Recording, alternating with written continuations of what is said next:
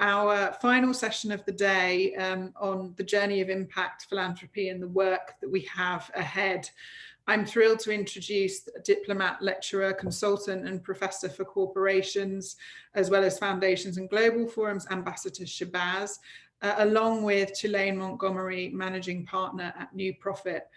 After a year like 2020, the work of impact philanthropists has never been more important, and Proximate leaders have long known the issues that their companies face. But now it's time that we work with these leaders to achieve long-term sustainable social impact. So we're going to be discussing the current state of philanthropy and impact philanthropy and why it's so important, and the work we have ahead to develop and implement solutions for action that can lead to a more equitable society for everyone. So welcome both of you. It's great to see you. Thank you. It's great to be here. Hello, everyone. Hi there. And Ambassador, yep, you're there. Hello, how are you? Good. How are you doing? I'm good. Busy. And if you will, just it's great to see you both. Where are you both in the world? Tulaine? Yes, I am dialing in from Washington, D.C. And Ambassador? I'm in Louisville, Kentucky. Okay. Before we get started, I'd love for you both just to share a bit about your background in philanthropy and inclusive impact and the work that you're doing at a community level. I think it would be great just to hear from you on how you, sort of what your journey has been into this before we talk about the journeys that we all need to go on. Ambassador, why don't you start? Well, let me have Ms. Montgomery start because I need to downsize and so we can stay more focused on target areas. Go on. Okay, right. Yes, I will do the short version, and always wonderful to be with you both, Ambassador Shabazz. So good to see you again, and Juliet, it's wonderful to be here. Short version is that I actually come to this work of philanthropy as from the pathway of being a social entrepreneur. And have been part of starting and growing social impact organizations across the US and also in East Africa and the Caribbean. And so what I've learned is that wherever we are in the world, we need to get better at supporting great ideas, great leaders, and great solutions. And so that's what sort of brings me into philanthropy. And now as a managing partner at New Profit, we're trying to advance that in a very intentional way. So good to be here. Thank you. And I guess for me, it's generational, and it's social philanthropy was really a way of life. It was just the nature of what one has and what one can share. The terminologies have changed over the decades, over the generations, but I am wired to do it. So it means that one's bounty is determined by the needs and what you have and what others require in the exchange. And so I get to have the fun of discerning what that is. And let's just sort of set the scene and the context for where we are right now around this term philanthropy and impact. Ambassador, how has it been impacted by the past 12 months and the pandemic and the racial reckoning that we've seen, just to set the context for what you've seen over the last year? Well, so for me, the last year, when you're my age, is reminiscent of other periods. And so it's sustained, it's bridged. It didn't stop and start for some of us, right? It just awakened, and it means that we have more people this generation with whom we can share the discussion. Because some people thought it was over, it's gone, it's not. Giving, sharing, balancing, equity, new terminologies, diversity, present terminologies, but coming from generations of those who stood for the balance of all, it's ongoing. What's exciting now is to watch the innovation that put us all on one page, more or less, right? Generationally now, we're not so separate. That for me in the last year, being able to share with others and people wanting to know what they can do. And it wasn't always money. So now philanthropy is about social philanthropy or social impact. What do I have that can make a difference in someone else's life? Has just been ignited across the board, and various skill sets and terminologies I'm learning from a more modern vocabulary and finding my place in it without displacing anything. I think we are learning that we're all connected and that it's not about a receivership, it's about partnership. And what about in Louisville, Kentucky, specifically in the local community there? Well, the spirit was a little broken last year. It's slowly healing now. So Louisville is already a kind of ecumenical, friendly hospitality place, but this was not soft. This was not easy. This was not digestible. And there's a new lesson that had to be learned in understanding that tithing is not giving out turkeys when you find out that people are vegetarian. You have to do more work when you're going to be a social philanthropist. If faith is what leads you because you tithe in your church, you really have to assess the needs of the people. So what is that articulation that I think makes us more of a modern society, understanding that history is still ever present? And what do we need to do? How do we engage? If it means voting, if it means learning what's in and around you, if the inequities, what's my role? If I can't do it, who should? So we're there. It's a sweet place. They're still exhausted by it, because not just because of what happened, but because they could not find a resolution. And when you realize you're more than the town you're in, and that in your town there's a state, and in the state there are 49 others, and that there's a history that compounds, right? So last year wasn't easy for anyone. And Tulaine, talk to us a bit about what you've seen over the past year, and obviously, you know, your work in inclusive impact, and how that's translated to the work that you're doing at New Profit. Absolutely. I mean, you know, I think in general, when we think about impact philanthropy versus sort of traditional philanthropy, you know, one of the big distinctions in my mind is the word impact, that the focus is, it's not a charity framework. Right. You know, and charity, right, it's charity can unintentionally, in some cases intentionally, do harm because it presumes brokenness, and it inherently it requires blindness to the assets and aspirations of the very communities that it's designed to support and serve. And so impact philanthropy in my mind is different, because it's focusing on what is the impact, you know, what is the change, what is the resource, what are the access points that are opened up as a result of the philanthropy. But when we think about, so that's in general, Juliet, but then to your question, what have I noticed over the past year plus? I mean, I really appreciate, Ambassador Shabazz, what you said about, like, it's been a tough year, right? It's been a tough year. But one of the things I've seen is that I've noticed a recognition that it is possible in the impact philanthropy space to be data-driven, yet deeply ignorant about the needs of the community that you want to support. Because sometimes the data, the metrics that we've prioritized in the impact philanthropy space, they've been determined outside of the guidance and leadership of community. And it's interesting, because I do notice just increasing recognition of that strategic misstep. I notice more and more impact philanthropy institutions and individuals making the decision to do active, profound, steady listening and learning from the communities and constituents that they want to support. And that is, frankly, as a result of just some of the heartbreak and loss that we've collectively suffered over the past year. And before we get on to the journeys we can all take as impact philanthropists, what are some of the main challenges that impact philanthropists are facing right now? I think there's a presumption we have to train what that means. I mean, again, we use new terminologies every few years and presume that the semantics are clarified for all persons involved.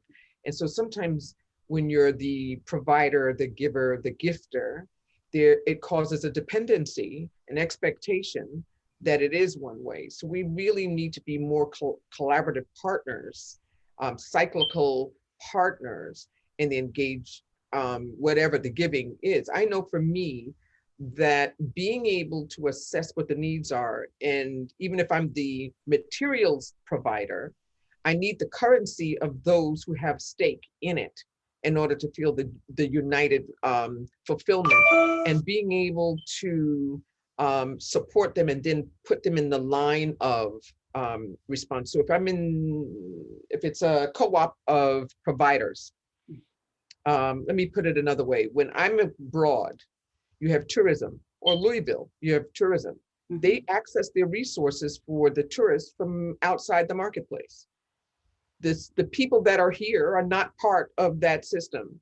So it's not enough to engage them, but now we have to prepare them to be up to par, right? So we really have to equip people with the cycle that keeps them involved. Here, we're also going to be identifying dignity neighborhoods. So it's not just salvaging and rescuing neighborhoods, but we're getting the stake of all the histories of said neighborhoods, and we're investing in them, buying the homes, identifying, preparing people to live in those neighborhoods. And we're starting with the childhood neighborhood of Muhammad Ali. It's not enough to just say his name here.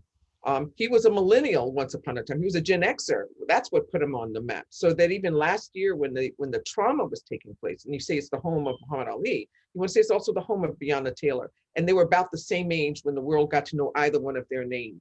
So how do we give value out of that? So he's not exploited, but we think, what was the house he walked out of? What nurtured him?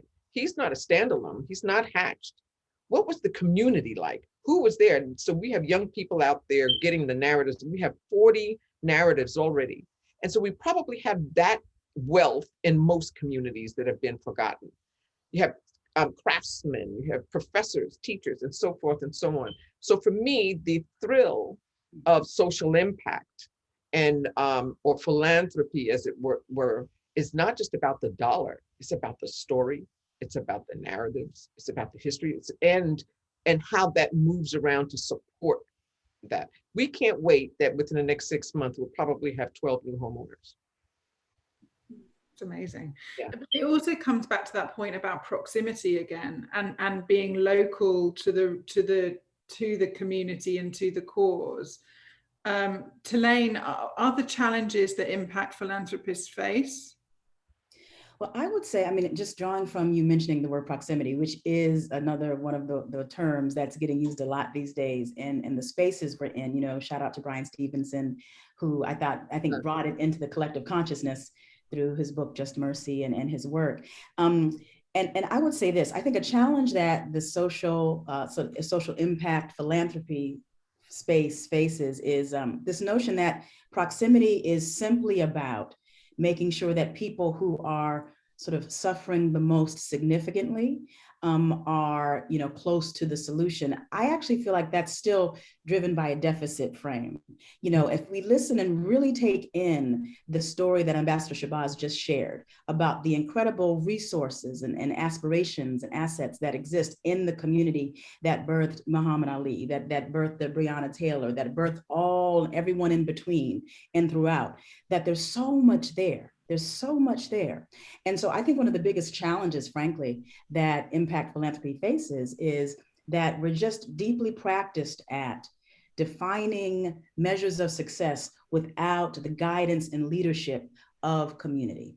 And there's something about sort of the notion that if you have achieved success in the private sector, whether it's through, an industry, an invention you created, or, the degree of industry or market share you've been able to claim, that translates into you having sort of more expertise in the social impact space than you likely have if you don't have meaningful relationship, history, understanding, and awareness of the lived experience of the people who you in some way want to support or uplift. And so I do think it's an opportunity. They say that the opportunity and challenge are one and the same. It's an opportunity, but there's so much infrastructure built around people other than the proximate leaders or community members defining what success looks like. What is impact? What does impact mean in Louisville? And where do we draw those aspirations and goals from? They should ideally come from community. And we don't really have the infrastructure or culture in the sort of impact philanthropy space to work that way. I believe that we know that we need to, and that is a start, but we have some work and learning to do to build the protocols and practices that make that more than an aspiration in our space. And people have to be willing to be buoyant, right? Because Yes. the old structures are not going to work.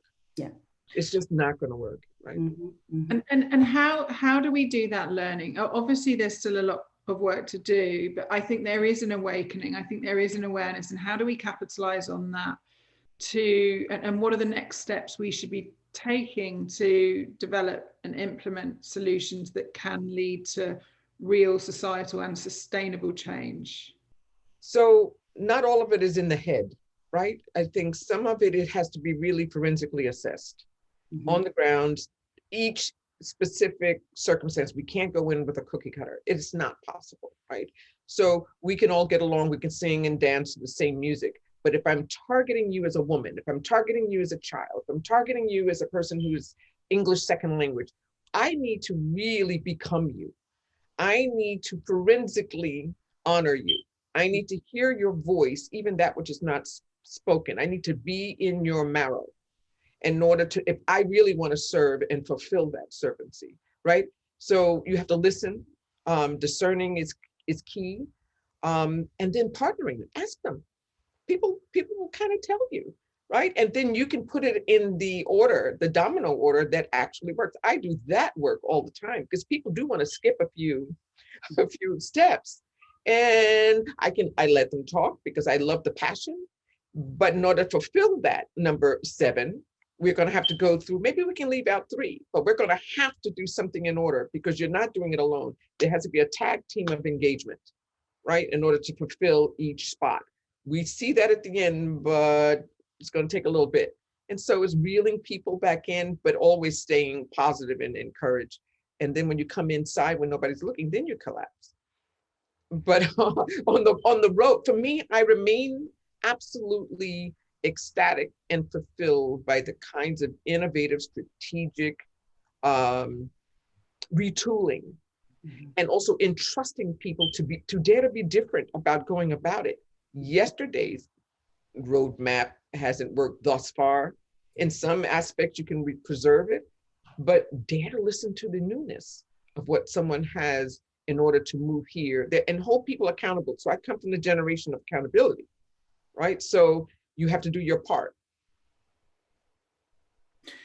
And we're talking about real mindset shift here. And to your point, Emma, so it's not cookie cutter.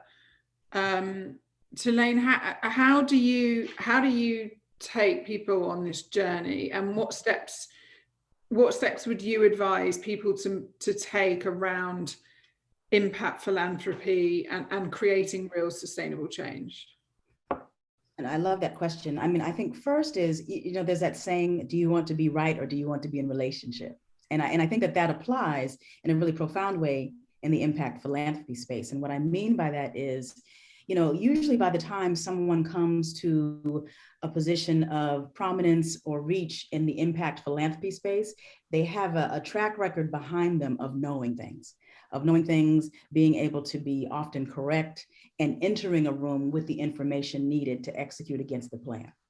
And what I believe is true and needed right now in impact philanthropy is a willingness to enter spaces where we are more often listening, learning, checking for understanding, proposing and adapting and changing our plan based on reactions and feedback from community, that these sort of steps, they're very counterculture in many spaces in which we operate.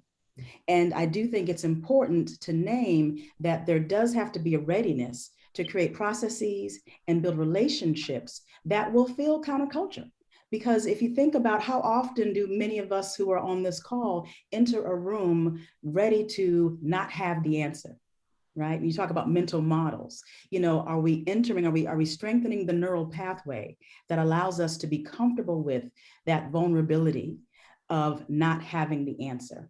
And it may sound maybe soft or extraneous, but it actually is core, because if you assemble people who are, doing organizing, who are living a set of experiences that you're trying to affect or change, even if you get the quote right people in the room, if you enter that room and don't have the readiness to actually listen more than you talk or promote your plan or formula, it won't matter that you had the right people in the room. And frankly, it might unintentionally cause harm and grow the distance between you as an impact philanthropist and community and constituents. So I think one is just getting right with yourself around that. And what served me over here in this space is actually going to be the very thing that hinders my ability to have positive impact in the impact philanthropy space.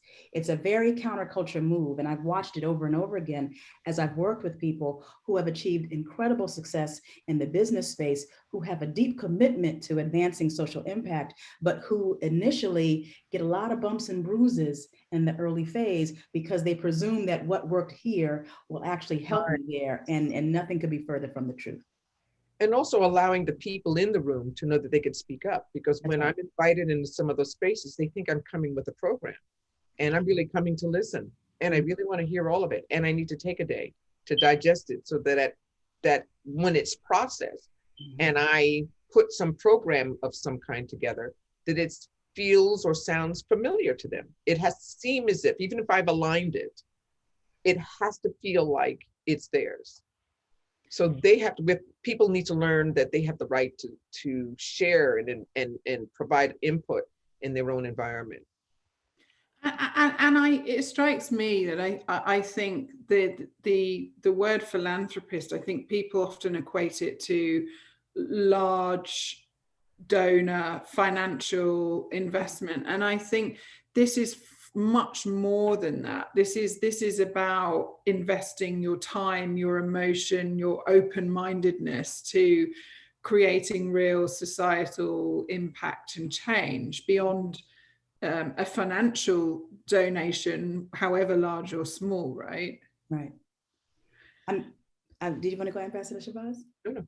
It resonates with me. I mean, I'm thinking about how much in our societies, focusing on the US right now, how much in the US society is designed to separate us one from the other.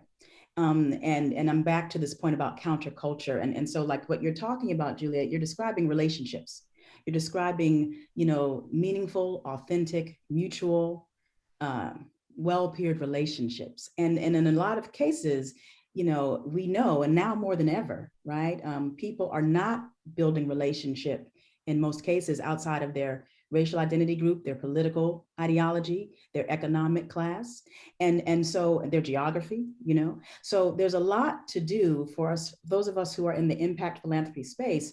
We should not underestimate the power of building meaningful, equitable, mutual relationships with people whose identity or experience is different from our own.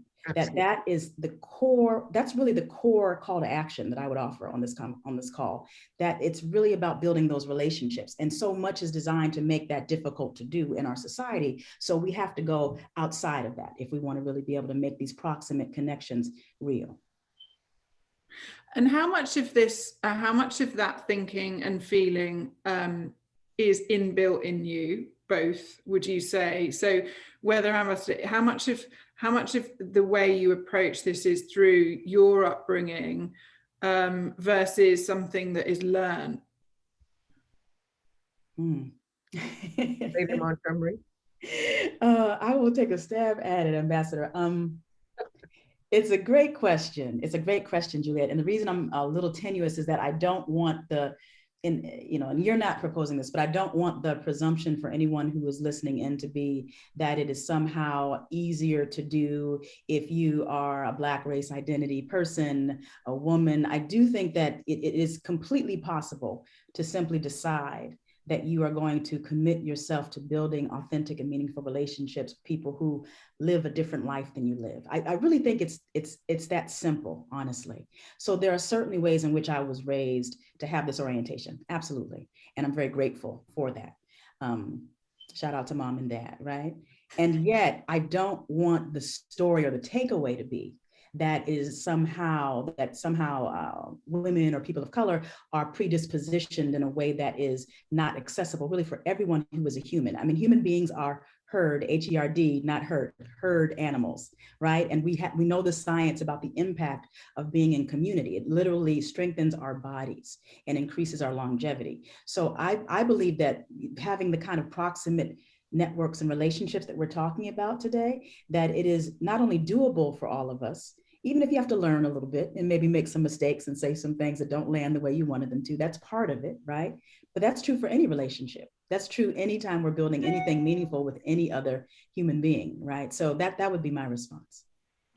And I actually concur. And being probably 20 years older than you guys, that it was difficult being a person who knew her definition and had absolutely no challenge with relationships of people who were different, whether different gender, different background, different religion. It was the potpourri from which I come, right? And all had 100% value. Right? So I had no idea until later in the world, notwithstanding the fact that I'm my father's child, where the paragraph or headline where he's referenced presumed division. The domestic side of my house never had that at all. My father's only first generation American. There was second, third languages in the house. There was a world around. There was variety. Watching them host others, many on Sundays, round tables with him. So for me, that seemed normal, right? So how we define the world around us and the children in our circles and the aunts and uncles who are not blood but acquired, whose faces don't look like ours, and you have to listen. It's also an era of table talk. We now in this last year, people are sitting around and talking and learning, sharing with your children. So for me, the challenge has always been, because I didn't, in being part of plenty, people presumed I was not identifying with anything singular. So I'm very potently who I am, very proud, unapologetically who I am as an African in the Western Hemisphere, as a Caribbean American, as a Muslim, as a Northeast African, Wild West African. All those things I learned early. I didn't know that I had to choose one over the other. So when you come in a world and your potpourri, your surroundings allows you to be 100% all of your stuff. So I've never felt fragmented. I was always like 500%, you know, so to speak, until you get in the world and you have to say, am I to tame myself? Am I supposed to fragment myself in order to be part of the party? What we know now, and what I know now in terms of from 40 to 60 something, is that I can't do that. You know, the earlier days, you try to figure out where you fit in the corporate environment and the social environment. The older I get, it's not healthy. So it's part of how I train, it's how I engage, it's how I unleash people, walk into space and say, who's in there? I know that there's a paragraph that precedes me. It's a paragraph that precedes all of us based on credentials and introductions, right? So how do you remove those things and find the core self that needs to meet the people with whom you are sharing or partnering with, so that that's what we build upon and not the differences. When I take delegations away and they realize in other countries, they don't use the categories we use. So it's our construct, you know? And so for me, it's been very exciting to enable people to be in a space where they can find their own voice and truth. And then from that, we get to pick and discern, so what's the project? I may have projects in mind, but when I realize that they resonate for other people, I can pull some of mine back and then lead with theirs. That to me, the manifestation of those kinds of outcomes are absolutely exciting for me. That's so powerful. So I think the building the meaningful relationships and getting close to and listening to people that don't necessarily act or are like you or look like you. Just a closing question: what action, for the people that are listening, what other actions do we need to start taking to scale progress when it comes to impact philanthropy, beyond the relationships, beyond the listening? Tulaine? I would say, I mean, I think that this is recognizing that this is a practice, not a destination. And that may sound cliche, but just, you know, it's just the truth of it. You know, you ideally floss every day. You know, there's certain things that you do every day if you want things to grow and stay healthy and strong. And the same is true for this work. And it's, you know, if we are committed to impact philanthropy, that not only centers equity, but also liberation and self-determination, that we actually need to just go ahead and make peace with the fact that we're going to have to stay at this, you know, and make peace with the fact that, particularly because we're so unpracticed as a society at having meaningful, trusting relationships across identity, that we will likely step into something we didn't mean to step into, have some well-intended negative impact experiences, but that we can't use those experiences as an exit ramp. We have to simply use them as learning, as sources of learning, of wisdom, and then we have to keep on moving towards these goals. So, you know, we're not going to, if we do a few things differently, we won't arrive at this utopia that no longer requires our vigilance, that we really will have to consistently be in the business of equity practice, liberation practice, just like we may have a spiritual practice or a wellness practice. The same is true in this space. So I would offer that. The other piece is I'm really fascinated by who gets to define impact and success. And what do we think of when we use words like accountability and rigor? You know, what sort of constructs come to mind? I think that one of the most powerful things we can do in the impact philanthropy space is we can ask community and constituents, what, you know, if I worked myself out of business, if there was no longer a need for the philanthropy I provide, what would be true? And have the response to that question drive the metrics for success that we're investing in and working towards. So that exercise of really drawing from community, how we're defining success for our philanthropy, that is both a simple and profound and also revolutionary act that could transform the sustainability and reach of the work that we do in the impact philanthropy space. Thank you, Tulaine. Ambassador? Well, I think the word philanthropy for people now, as we said at some point during this hour, is presumed the greater giver, the bigger, the larger resourcer. And I think everyone has the capacity to be a philanthropist. That's what we have to realize, right? So the bounty of who we are and what we give is really determined by that which we have and desire to enter this space. So social and philanthropy, impact philanthropy, grandmothers are philanthropists, you know, teachers are philanthropists, and so on, right? So we have to enable people to define philanthropy from the place where their bounty exists. I think if we start to do that, then we'll find an accord. So I may have resources that move and can purchase materials, or I may have a skill set or time. What does the other have? I know that when I go to spaces and I can provide dollars for the materials, I can't do it if the other people aren't involved because my skill set is not on that side. So we have to find a lateral bountiful space where all people can enter the room as the philanthropist, right? And so the impact is based on the success of the outcome. So we can't walk in as an impact philanthropist unless the outcome has a plan and is fulfilled. And it comes back to that notion of inclusivity again, and the feeling of accessibility as well. I could listen to you two all day long, and I feel privileged to be able to share this stage with you and close the Women and Worth Summit on this conversation, which is so important. I just want to say thank you both so much for giving up your precious time for this discussion. Well, thank you. That's how we met, because I got to hear the two of you 4 months ago.